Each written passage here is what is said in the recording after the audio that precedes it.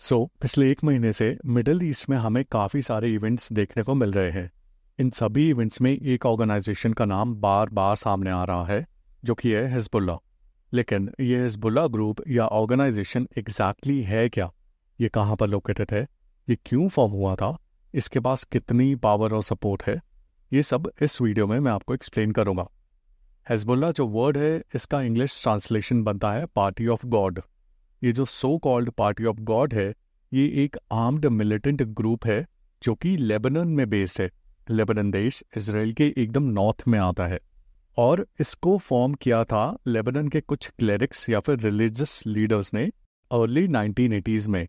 लेकिन ये armed group क्यों बनाया गया था और इसकी क्या ज़रूरत थी? ये बनाया गया था इसराइल के अगेंस्ट 1982 की लेबनान वॉर में फाइट करने के लिए।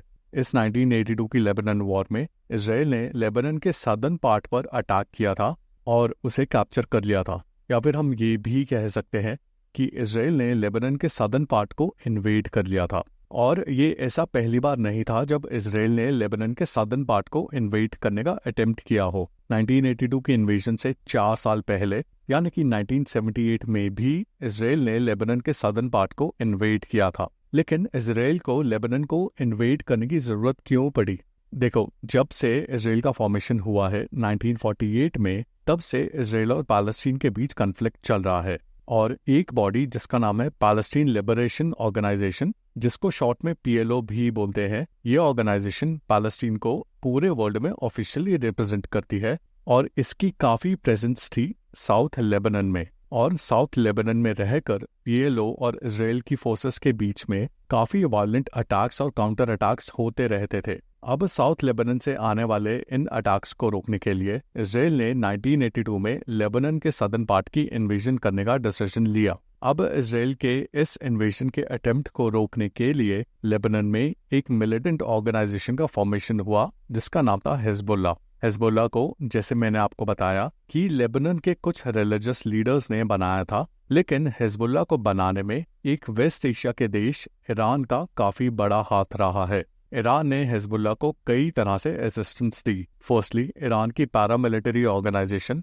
इस्लामिक रेवोल्यूशनरी गार्ड्स कॉर्प्स या फिर IRGC के लोगों ने हिजबुल्लाह के सोल्जर्स को ट्रेन किया। दूसरा है फाइनेंशियल असिस्टेंस जो ईरान हिजबुल्लाह को देता रहता है। एंड थर्डली, हिजबुल्लाह जिस मॉडल पर बेस्ड है, जिस मॉडल पर बनाया गया है, वो ईरान से ही इंस्पायर्ड है। लेकिन ईरान हिजबुल्लाह की फॉर्मेशन में असिस्ट क्यों कर रहा है? इसका रीजन है इन दोनों का कॉमन एनिमी, जो कि है इसराइल। इसराइल ईरान का वेस्ट एशिया में सबसे बड़ा एनिमी है और ईरान इसराइल को इनडायरेक्ट वे में काउंटर कर रहा है।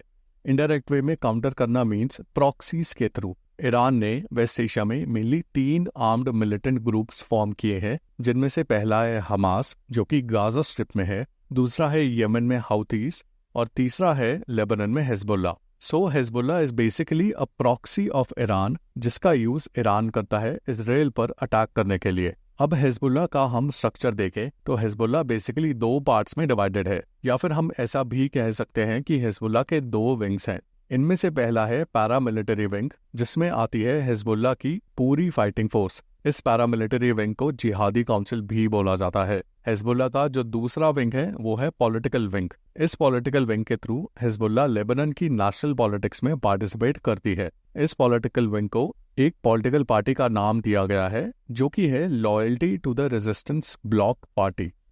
ये जो loyalty to the resistance bloc नाम की पॉलिटिकल पार्टी है, ये बेसिकली हिजबुल्लाह का ही पार्ट है और हिजबुल्लाह ग्रुप को रिप्रेजेंट करता है लेबनान पॉलिटिक्स में। ये जो पूरा हिजबुल्लाह ग्रुप है, इसको लीड करता है हिजबुल्लाह का सेक्रेटरी जनरल, यानी कि सेक्रेटरी जनरल की पोस्ट हिजबुल्लाह ग्रुप के स्ट्रक्चर या फिर हायरार्की में सबसे सीनियर मोस्ट पोस्ट है। अभी रिसेंटली इसराइल की एयर स्ट्राइक्स में मारे गए हसन नसरल्ला 1992 से हिजबुल्लाह के सेक्रेटरी जनरल की पोस्ट पर बने हुए थे।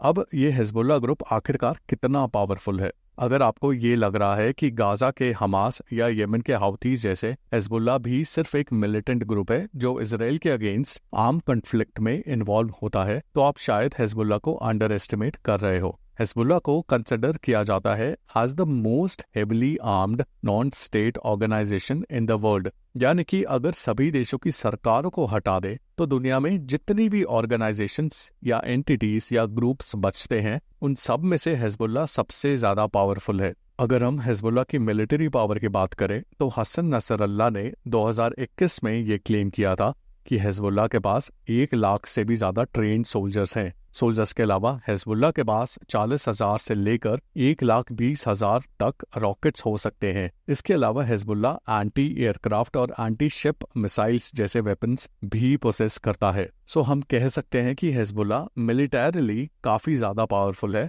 और इनफैक्ट कई कंट्रीज की आर्मी से भी ज्यादा पावरफुल है। मिलिट्री पावर के अलावा हिजबुल्लाह के पास एक बहुत बड़ा इंटेलिजेंस सिस्टम भी है जिसके थ्रू हिजबुल्लाह को रेलेवेंट इंटेलिजेंस इंफॉर्मेशन मिलती रहती है। मिलिट्री और इंटेलिजेंस पावर के अलावा जो चीज हिजबुल्लाह को वर्ल्ड की सबसे ताकतवर नॉन स्टेट एंटिटी बनाती है वो है पॉलिटिकल पावर। अगर आप दुनिया भर के मिलिटेंट ग्रुप्स को देखो, चाहे वो पाकिस्तान में बेस्ड हो जैसे कि जैश ए मोहम्मद, या फिर वेस्ट एशिया में जैसे कि हमास, या फिर अफ्रीका में जैसे कि नाइजीरिया का बोको हराम, इन मिलिटेंट ग्रुप्स के पास लड़ने के लिए सोल्जर्स और वेपन्स तो है, लेकिन इनमें से ज्यादातर मिलिटेंट ग्रुप्स का उस देश की पॉलिटिकल पावर पर कोई कंट्रोल नहीं है। लेकिन हिजबुल्लाह मिलिट्री पावर के साथ साथ पॉलिटिकल पावर भी पोजेस करता है। जैसे कि मैंने आपको पहले बताया था कि हिजबुल्लाह के 2 विंग्स हैं, एक मिलिट्री विंग और दूसरा पॉलिटिकल विंग। जो पॉलिटिकल विंग है जिसका ऑफिशियल नेम है loyalty to the resistance bloc party, ये लेबनान के पॉलिटिक्स में किसी भी और पॉलिटिकल पार्टी की तरह इलेक्शंस फाइट करती है। एट प्रेजेंट हिजबुल्लाह की ये पॉलिटिकल पार्टी लेबनान की पार्लियामेंट में 15 सीट्स होल्ड करती है। इन अदर वर्ड्स हिजबुल्लाह के 15 रिप्रेजेंटेटिव्स इस समय लेबनान की पार्लियामेंट में बेस्ड है। सो हिजबुल्लाह के पास मिलिट्री और इंटेलिजेंस कैपेबिलिटी के साथ साथ पॉलिटिकल पावर भी है जो कि इसे वर्ल्ड की सबसे पावरफुल नॉन स्टेट एक्टर बनाती है। यहाँ पर एक चीज नोटिस करने वाली ये है कि हिजबुल्लाह हमेशा से लेबनान की पॉलिटिक्स में इन्वॉल्व नहीं थी। जब हिजबुल्लाह का फॉर्मेशन हुआ था अर्ली 1980s में, तब ये किसी भी और मिलिटेंट ग्रुप की तरह ही थी। लेकिन 1990s में हिजबुल्लाह ने अपना पॉलिटिकल विंग ओपन किया और इसके साथ हिजबुल्लाह कन्वर्ट हो गया एक रेवोल्यूशनरी ग्रुप से एक पॉलिटिकल ग्रुप में। और हिजबुल्लाह के इस शिफ्ट को from a militant group to a militant plus political group, इसको बोला जाता है लेबनाइजेशन ऑफ हिजबुल्लाह। हिजबुल्लाह ने लेबनान के पॉलिटिकल सिस्टम में पार्टिसिपेट किया और नेशनल यूनिटी गवर्नमेंट जो कि 2008 में लेबनान में एस्टैब्लिश हुई, हिजबुल्लाह इस गवर्नमेंट का हिस्सा बने।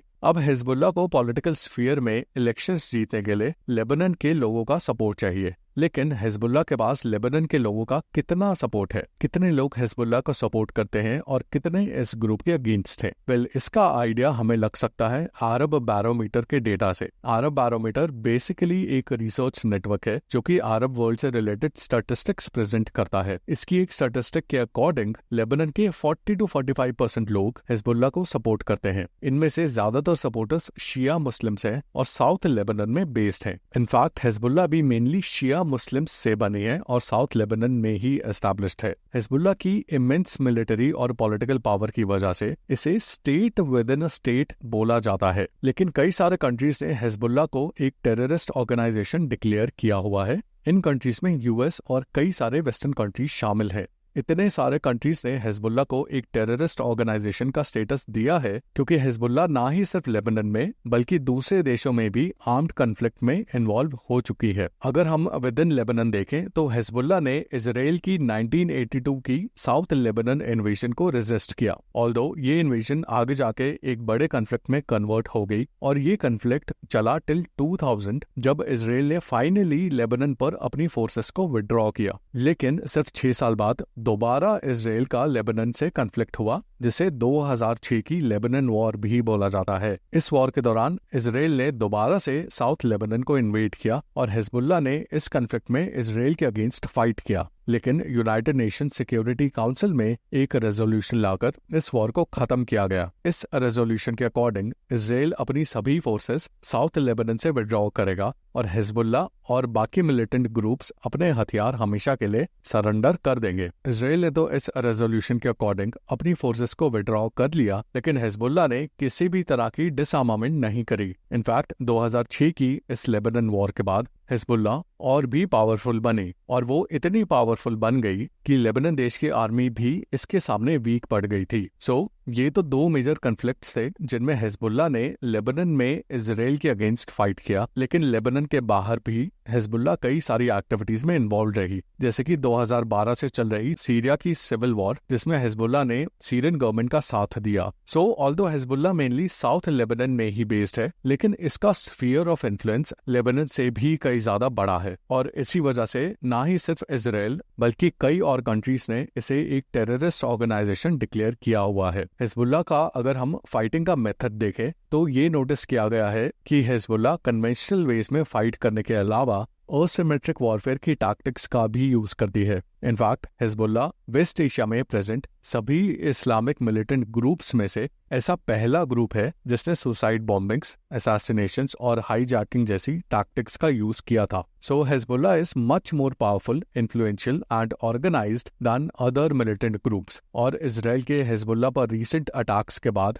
जिसमें हिजबुल्लाह के हेड हसन नसरल्लाह का असैसिनेशन भी इंक्लूडेड है, ऐसा पॉसिबल है कि हिजबुल्लाह इजराइल के साथ एक और डेडली कन्फ्लिक्ट में इन्वॉल्व हो सकती है। लेकिन किस लेवल पर यह कन्फ्लिक्ट जा सकता है ये हमें विद टाइम ही पता चलेगा।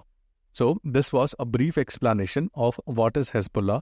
I hope you liked it. Follow for more.